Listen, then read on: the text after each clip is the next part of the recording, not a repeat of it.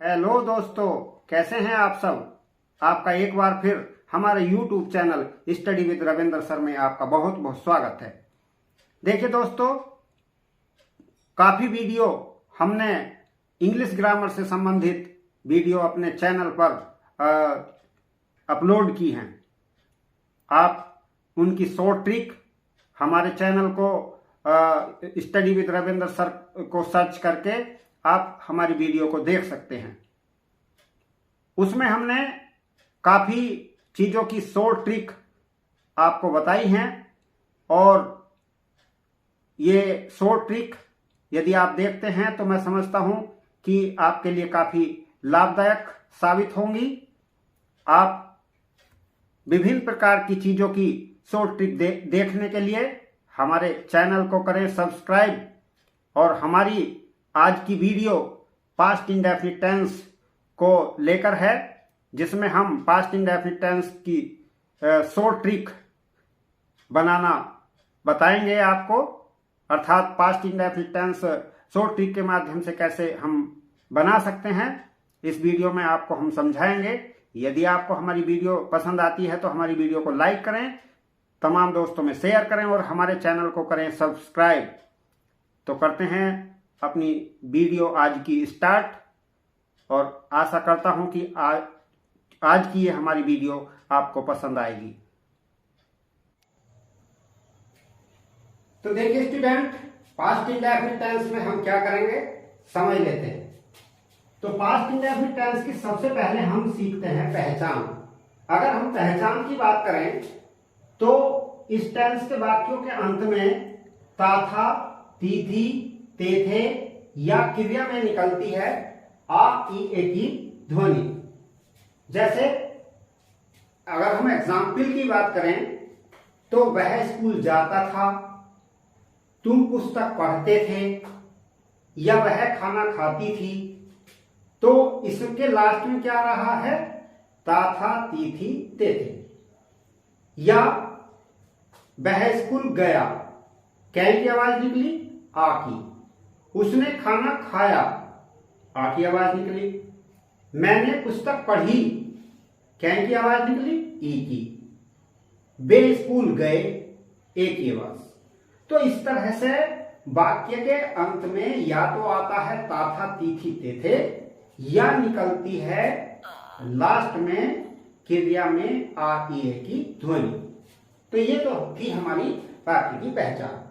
तो short trick हम यहां से समझ लेते हैं। हम जैसे कि आप लोग जानते हैं कि हम तीन तरह के सेंटेंस बनाते हैं, अफर्मेटिव, नेगेटिव और इंट्रोगेटिव। तो हमें जिस प्रकार से प्रेजेंट इंडेफिनिट टेंस बनाने में प्रॉब्लम होती है, उसी प्रकार से पास्ट इंडेफिनिट टेंस में भी प्रॉब्लम होती है। प्रॉब्लम क्या कि कहीं पर हम हेल्पिंग वर्ब डिड का इस्तेमाल करते हैं और कहीं पर हम हेल्पिंग वर्ब डिड का इस्तेमाल नहीं करते, वर्ब की सेकंड फॉर्म लगाते हैं। तो हमें ये ध्यान नहीं रहता कि कहां पे हमें वर्ब की सेकंड फॉर्म लगानी है, कहां पे हमें डिड यूज करना है। तो इस चीज को हम देख लेते हैं।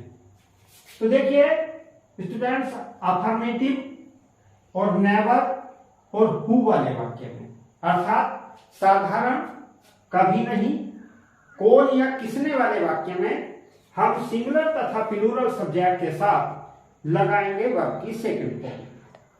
और नेगेटिव एंड इंट्रोगेटिव वाक्यों को के साथ हम लगाते हैं सिंगुलर तथा प्लूरल सब्जेक्ट के साथ हेल्पिंग वर्ब डिड, और इसके साथ लगाएंगे वर्ब की फर्स्ट फॉर्म। वर्ब की फर्स्ट फॉर्म का यूज करते हैं। तो ये हम शॉर्ट ट्रिक के माध्यम से इसको याद कर सकते हैं, याद रख सकते हैं। तो हमने क्या सीखा, यानी अफर्मेटिव, नेवर और हु वाले वाक्य में सिंगुलर तथा प्लूरल सब्जेक्ट के साथ वर्ब की सेकंड फॉर्म, तथा नेगेटिव एंड इंट्रोगेटिव सेंटेंस में सिंगुलर तथा प्लूरल सब्जेक्ट के साथ हेल्पिंग वर्ब डिड और उसके साथ यूज करेंगे वर्ब की फर्स्ट फॉर्म। तो अब हम एग्जाम्पल के माध्यम से इनको समझ लेते हैं। तो हम सबसे पहले समझते हैं अफर्मेटिव सेंटेंस को। अफर्मेटिव सेंटेंस के स्ट्रक्चर की बात करें तो स्ट्रक्चर सबसे पहले हम लगाते हैं सब्जेक्ट, उसके पश्चात वर्ब की सेकंड फॉर्म, उसके पश्चात ऑब्जेक्ट और उसके पश्चात ईटीसी। एग्जाम्पल की बात करें तो एग्जाम्पल हमने लिया, उसने कल एक शेर देखा। तो सबसे पहले हम उसने की अंग्रेजी रखेंगे, जो कि ही भी इस्तेमाल की जा सकती है और सी भी इस्तेमाल की जा सकती है। इन दोनों में से ही या सी कोई सा भी रख सकते हैं। तो सबसे पहले हमने उसने की अंग्रेजी रखी, फिर देखना, देखने की सेकंड फॉर्म सा होती है। उसके पश्चात हमने रखा ऑब्जेक्ट, जो कि ये लायन है, और उसके पश्चात कल। चूंकि कल एक आने वाला होता है, एक बीता हुआ होता है, और आने वाले कल की अंग्रेजी होती है टुमारो, और बीते हुए कल की अंग्रेजी होती है यस्टरडे। तो हमने यहाँ पे यस्टरडे रखा। तो इस तरह से हमारा सेंटेंस बना, he saw a lion yesterday. Next example को समझ लेते हैं। तो नेक्स्ट एग्जाम्पल है, तुम खाना खाते थे।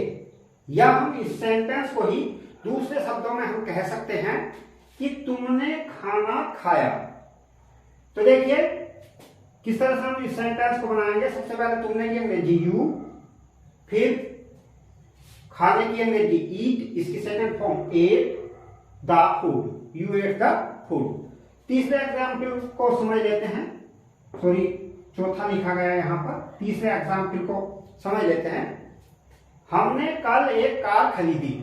तो सबसे पहले हमने की अंग्रेजी हमने यहाँ पे रखी वी, और खरीदने की अंग्रेजी बाई होती है, जिसकी सेकंड फॉर्म बोट होती है। तो वी बोट ए कार और यस्टरडे।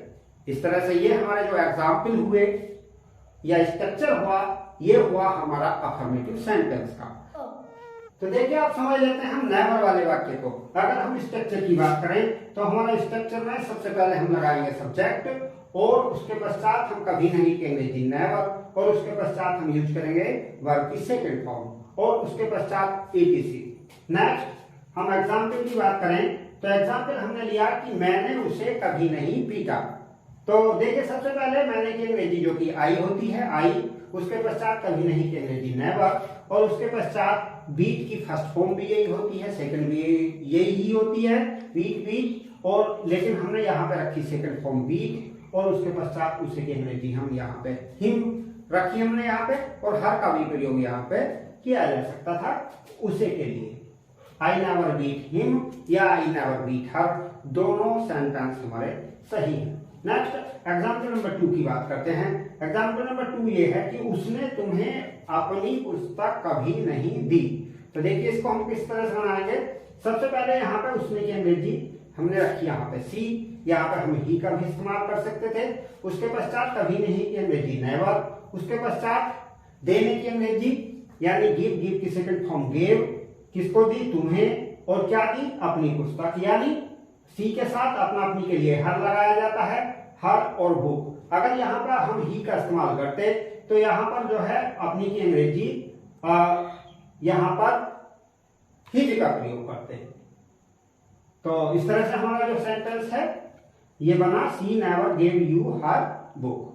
नेक्स्ट इसी प्रकार से हम आपको पहले भी बता चुके हैं कि हु वाला जो वाक्य होता है, यानी कौन या किसने वाला वाक्य, इसमें भी हम जो है वर्ब की सेकंड फॉर्म का इस्तेमाल करते हैं। अगर हम इसके स्ट्रक्चर की बात करें तो स्ट्रक्चर हमारा होता है, सबसे पहले हम हु लगाते हैं, कौन या किसने की अंग्रेजी, उसके पश्चात वर्ब की सेकंड फॉर्म, उसके पश्चात ऑब्जेक्ट और ईटीसी।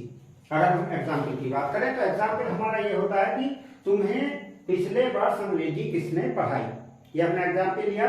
तो सबसे पहले हमने अंग्रेजी रखी, इसमें किसने की अंग्रेजी जो कि हु का इस्तेमाल किया। उसके पश्चात पढ़ाने की अंग्रेजी टीच होती है, उसकी सेकंड फॉर्म टॉट, फिर तुम्हें की अंग्रेजी यू, फिर इंग्लिश, और पिछले वर्ष की अंग्रेजी लास्ट ईयर। तो इस तरह से कंप्लीटली सेंटेंस हमारा बन गया, who taught you English last year. Next अगले एग्जाम्पल की ओर चलते हैं। उसे कल किसने पीटा। तो देखिए सबसे पहले हमने किसने की अंग्रेजी रखी हु, उसके पश्चात पीटने की अंग्रेजी बीट, और उसके पश्चात हिम, और उसके पश्चात यस्टरडे। इस तरह से हमने अफर्मेटिव, नेवर और कौन या किसने वाले वाक्य को सीखा। अब समझते हैं हम नेगेटिव और इंट्रोगेटिव सेंटेंस को। अब समझते हैं नेगेटिव सेंटेंस को स्ट्रक्चर सहित और उसके एग्जाम्पल सहित। तो देखिए, सबसे पहले हम स्ट्रक्चर की बात करें तो सबसे पहले हम सब्जेक्ट लगाएंगे, उसके पश्चात हेल्पिंग वर्ब डिड, क्योंकि इसमें एक ही हेल्पिंग वर्ब होती है जो कि डिड होती है, और सिंगुलर और प्लूरल दोनों सब्जेक्ट के साथ डिड का ही इस्तेमाल किया जाता है। तो डिड, उसके पश्चात नॉट, और जब डिड का वाक्य में प्रयोग हो जाता है तो हम वर्ब की फर्स्ट फॉर्म लगाते हैं, उसके पश्चात ऑब्जेक्ट और उसके पश्चात ईटीसी। अगर हम एग्जाम्पल की बात करें तो हमने एग्जाम्पल लिया कि मैंने उसे पत्र नहीं लिखा। तो देखिए स्टूडेंट्स, कभी कभी हमारे वाक्य में दो ऑब्जेक्ट भी आ जाते हैं। जैसे कि हमारे इस वाक्य की बात करें तो इस वाक्य में दो ऑब्जेक्ट हैं। इसमें हमारा उसे भी ऑब्जेक्ट है और पत्र भी ऑब्जेक्ट है। उसे हमारा जो है इनडायरेक्ट ऑब्जेक्ट है और पत्र हमारा डायरेक्ट ऑब्जेक्ट है। हम जो है वर्ब के बाद सबसे पहले इनडायरेक्ट ऑब्जेक्ट को हमें रखना चाहिए और उसके पश्चात डायरेक्ट ऑब्जेक्ट को रखना चाहिए। यदि हम इस तरह से नहीं करते हैं तो हमने आपको एग्जाम्पल सहित बताया है, आप किसी भी तरह से इसको बना सकते हैं। तो देखिए, हमने बनाया है कि सबसे पहले मैंने की अंग्रेजी रखी आई, उसके पश्चात डिड नॉट, फिर लिखने की अंग्रेजी राइट, फिर उसे की अंग्रेजी जो कि डायरेक्ट ऑब्जेक्ट है हिम, और जो है उसके पश्चात हमने रखा ए लेटर। तो नेक्स्ट उसके पश्चात हम इसको इस तरह से भी ऐसे भी बना सकते हैं कि I did not write a letter to him, यानी अगर हम डायरेक्ट ऑब्जेक्ट को पहले रखते हैं और इनडायरेक्ट को बाद में, तो हम टू का प्रयोग करेंगे। नेक्स्ट अगले एग्जाम्पल की ओर बढ़ते हैं। तुमने कल मेरी घड़ी नहीं चुराई, ये वाक्य हमारा है। तो हमने इसको कैसे बना रहे हैं हम, सबसे पहले तुमने की अंग्रेजी यू, फिर डिड नॉट, फिर चुराने की अंग्रेजी स्टील, फिर माई वॉच और यस्टरडे। इस तरह से हमारा नेगेटिव सेंटेंस भी हो जाता है समाप्त। नेक्स्ट उसके बाद हम इंट्रोगेटिव सेंटेंस को समझ लेते हैं। इंट्रोगेटिव सेंटेंस में दो तरह के सेंटेंस आते हैं, एक होता है यस नो टाइप, एक होता है वाई टाइप। अगर हम यस नो टाइप के स्ट्रक्चर की बात करें तो सबसे पहले हमारा आता है डिड, उसके पश्चात सब्जेक्ट, उसके पश्चात वर्ब की फर्स्ट फॉर्म और उसके पश्चात ऑब्जेक्ट और उसके पश्चात ईटीसी, लास्ट में क्वेश्चन मार्क। तो एग्जाम्पल, क्या तुमने कल एक शेर देखा? तो सबसे पहले हम यहाँ पे क्या की अंग्रेजी वर्ड का प्रयोग नहीं करेंगे, बल्कि क्या के स्थान पर इस टेंस के हेल्पिंग वर्ब डिड का प्रयोग करेंगे। डिड, उसके पश्चात तुमने की अंग्रेजी यू, फिर देखने की अंग्रेजी सी, फिर ऑब्जेक्ट हमारा है इसमें ए लायन और उसके पश्चात कल की अंग्रेजी यस्टरडे। नेक्स्ट अगले एग्जाम्पल की बात करें, नेक्स्ट एग्जाम्पल की बात करते हैं तो क्या है कि क्या मोहन कल बाजार गया? तो सबसे पहले हमने क्या के स्थान पर अंग्रेजी रखी डिड, उसके पश्चात मोहन, फिर गो, टू, फिर बाजार की अंग्रेजी मार्केट और कल की अंग्रेजी यस्टरडे। तो इस तरह से हमारे यस नो टाइप वाले एग्जाम्पल हुए। और नेक्स्ट वाई टाइप वाले स्ट्रक्चर की बात करें तो सबसे पहले क्वेश्चन वर्ड, उसके पश्चात डिड, उसके पश्चात सब्जेक्ट, उसके पश्चात वर्ब की फर्स्ट फॉर्म, फिर ऑब्जेक्ट और उसके पश्चात हम लगाएंगे ईटीसी। तो हमने एग्जाम्पल लिया है, तुमने अपना कार्य कब पूरा किया? तो सबसे पहले हम रखेंगे यहाँ पर कब की अंग्रेजी हैन, उसके पश्चात हेल्पिंग वर्ब डिड लगाएंगे, उसके पश्चात सब्जेक्ट है हमारा तुमने, तो उसकी अंग्रेजी यू रखेंगे, उसके पश्चात पूरा करने की अंग्रेजी जो कि हमारी वर्ब है तो इसकी फर्स्ट फॉर्म कंप्लीट, और उसके पश्चात यू के साथ अपना अपने के लिए योर और वर्ब। तो इस तरह से सेंटेंस कंप्लीट हुआ, when did you complete your work. Next अगले एग्जाम्पल की बात करते हैं, तो हमने उसे अपनी कार क्यों दी?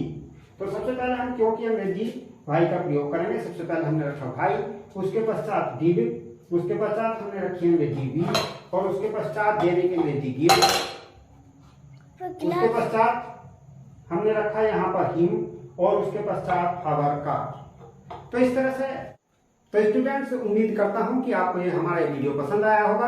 अगर आपको हमारा वीडियो पसंद आया है तो हमारे इस वीडियो को लाइक करें, अपने तमाम दोस्तों में शेयर करें और हमारे चैनल को सब्सक्राइब करें, ताकि जो मैं अगली वीडियो अपलोड करूं तो उसका नोटिफिकेशन आप तक पहुंचे।